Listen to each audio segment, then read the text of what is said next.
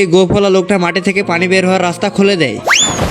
এরপরে পাহাড়ের উপরে থাকা কলের নল খুলে দেয় এবং কি ঝর্ণা বইতে শুরু করে। আর এরপর থেকে এখানে অনেক লোক ট্যুরে চলে আসে। এখানে ট্যুরিস্টদের তালিকা এতটাই বেড়ে গেছিল যে গাড়ির লাইন লেগে গেছিল। আর এটা দেখার পর এখানে থাকা গোফলা লোকটার এক ইশারা এখানে থাকা সমস্ত ভাল্লুকের লাইন লেগে যায় এবং গোফলা লোকটা ভাল্লুকদেরকে বুঝাইতে শুরু করে এখানে থাকা ট্যুরিস্টদের খাবার চুরি করা যাবে না। এখন তো এই মোটা ভাল্লুকটাকে ये क्या तमाशा लगा रखा है तूने? क्या साबित करना चाहता है तू? তো ভাল্লুকটাও ये देख असली असली। এরপরে তার তো এক গ্রামের বডিটা দেখাইতে শুরু করে।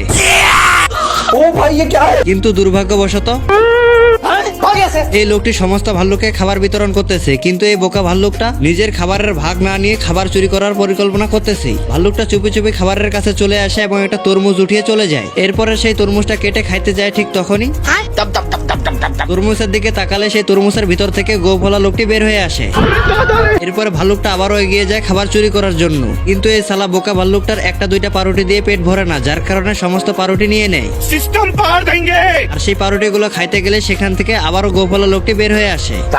আর গাইস, এটা হইতেছে পার্ট 1। পার্ট 2 দেখতে চাইলে আপনারা সকলে পেজটা ফলো করে দিয়ে একটা কমেন্ট করুন।